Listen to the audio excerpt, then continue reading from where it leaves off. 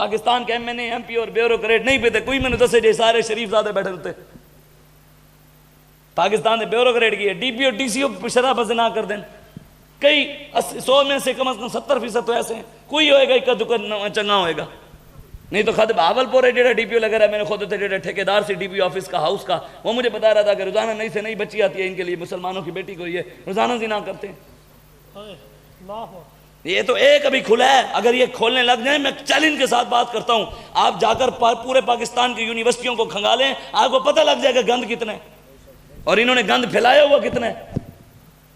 ये एक यूनिवर्सिटी है भावलपुर यूनिवर्सिटी से एक मेजर रिटायर्ड मेजर वहां सिक्योरिटी ऑफिसर लगा, और वहां पर फिर वो मुसलमानों की बेटियां जो वहां पढ़ती थी उनको वो कैप्सूल खिला के फिर उनकी नंगी वीडियो बनाकर मोबाइल में रखे हुआ फिर उनको ब्लैकमेल करता था। अब वो उसको पुलिस, मैंने नहीं पकड़ा, पुलिस वालों ने पकड़ा, ये DPO की रिपोर्ट है। DPO ने रिपोर्ट दी कि उस मेजर के मोबाइल से 5500 मुसलमानों की बेटियों की 7200 नंगी वीडियो निकली हैं, चर्च बरामद हुई है, आइस बरामद हुई है, कैप्सूल बरामद हुए हैं, लेकिन 25 से 30 दिन के अंदर अंदर 20-25 दिन के अंदर अंदर उसकी जमानत हो गई है। यहां किसी गरीब से 80 ग्राम भी चर्च बरामद हो जाए 15-20 साल की सजा है। वहां इस्लामाबाद के अंदर एक मुसलमान गरीब कुल्फियों की रेडी फैसल मस्जिद के सामने लगाकर खड़ा, उसको उठाकर ले गए कि तो सड़क के ऊपर कुल्फियों को बेच गया, 3 साल की सजा, 50,000 जुर्माना। एक माँ इस्लामाबाद में गुब्बारे बेच रही है अपने बच्चों के पेट के लिए, रोड पे माँ आई हुई है, रोडों पे तो तुम लाए हो, हम नहीं लाए। माँ गुब्बारे बेच रही, पुलिस वाले गुब्बारे उठाकर ले गए, क्योंकि तू यहां गुब्बारे बेच क्यों रही है। 2022 के अंदर 28 लाख नौजवान बाहर कमाने के लिए गया है, अब तक 25 से 26 लाख जा चुके हैं। रोजाना पाकिस्तान में 5000 पासपोर्ट बनते थे, अब रोजाना 35 से 40,000 पासपोर्ट बन रहे हैं। बताओ, बाहर हमारे नौजवानों को भेजने पे तुमने मजबूर किया या हमने मजबूर किया? पाकिस्तान बनाने के बाद हमारे नौजवानों को बाहर तुमने निकाला या हमने निकाला है? बदमाशियां तुम कर रहे हो या हम कर रहे हैं? हमारे पढ़े लिखे नौजवान PhD BSc MSc BA FA क्या क्या पढ़ के बेचारे कोई रेडी लगाकर खड़ा है, कोई पकोड़े बेच रहा है, कोई समोसे बेच रहा है, कोई बर्गर बेच रहा है, कोई बेचारा जनरल स्टोर खोल के खड़ा है, कोई कपड़े कर रहा है, कोई जी वहां वाकई टेक्सला के अंदर से, टेक्सला यूनिवर्सिटी से एक नौजवान ने टॉप किया है, वो रो रहा था कि मैं बूट पॉलिश कर रहा हूं, जूतियां लोगों की गरीब। बताओ, यहां तो जाली डिग्रियां लेके उस्मान बुजदार मैट्रिक पास भी नहीं था, 2 साल तो उसको स्पीकर पे बोलने भी नहीं आया, वो पाकिस्तान का हुक्मरान है, अयाशियां करके चला गया। उससे तो किसी ने नहीं पूछा कि जा तू कहां लूट कर वहां गया। एक वजीर पकड़ा गया पीपल पार्टी का, वहां सिंध के अंदर एक वजीर औरत, उसके घर से 97 अरब निकला है, एक घर से, पता नहीं बैंकों में कितना होगा और कितना होगा। तुम हमें बातें करते हो। हजरत इमाम शामिल, मुसलमानों के हुक्मरान, नक्शबंदियों के इमाम, पीर तरीकत, इमामत सुगरा भी आपके पास, इमामत कुबरा भी आपके पास। क्या मतलब? मस्जिद के इमाम भी आप और मुसलमानों के इमाम भी आप। आप घर गए, आपकी माँ ने कहा बेटा फलां फलां मुजरिमों को तूने पकड़ा है? फरमाया हाँ अम्मा जी मैंने पकड़ा है। फरमाया मैं तेरी सिफारिश करती हूँ उन मुजरिमों को छोड़ दे। माँ की बात सुन ली चुप करके। सुबह उठे, अपने मुरीदों को बुला लिया। मुरीदों में जज भी, काजी भी, जस्टिस भी, चीफ जस्टिस भी, मौलवी भी, मुफ्ती भी, सारे मुरीद, ब्यूरोक्रेट भी मुरीद, DPO DCO भी मुरीद, सारे आ गए। इमाम शामिल ने सबको कहा यार एक मसला पेश आया है। मैंने कहा हुजूर आपको क्या मसला पेश आया?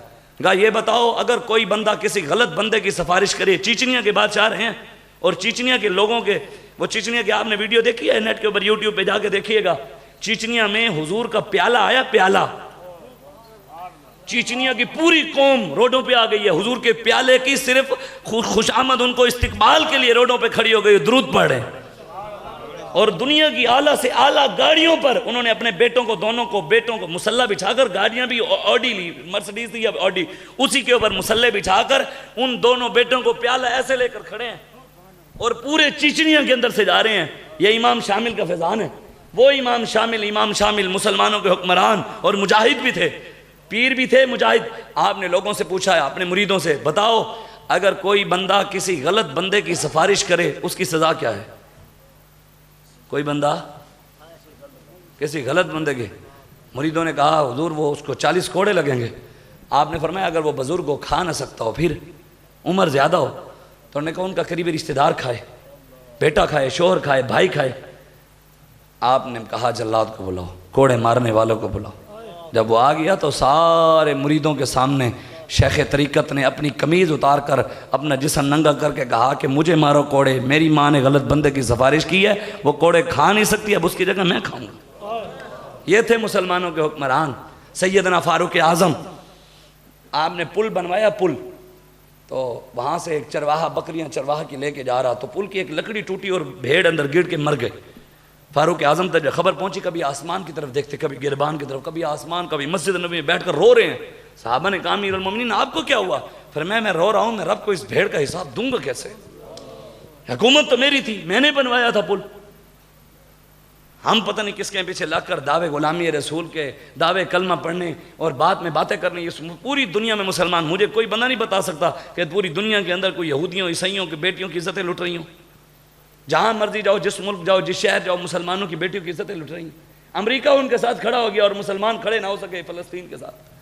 पूरी दुनिया के कुफ्र इसराइल के साथ खड़ा हो गया। उन्होंने कहा ये लो जी असला भी ले लो। मैकडोनल्ड ने भी कहा कि हम वहाँ जो इसराइली फ़ौजी हैं उनको खुराक और उनके जो खाने पीने की चीज़ें हैं, मैकडोनल्ड जो यहाँ बना हुआ है, उन्होंने कहा हम पैसा देंगे, मुफ्त खुराक उन तक पहुँचाएंगे, इसराइलियों तक। लेकिन कौम लगी है उनके पीछे, अपने नौजवानों के साथ नहीं खड़े होंगे, ये फिर अंग्रेज़ों के नाल खड़े हो जान को KFC तो खाएंगे, अपने जेड़े खोलेंगे उधर नहीं जाएंगे।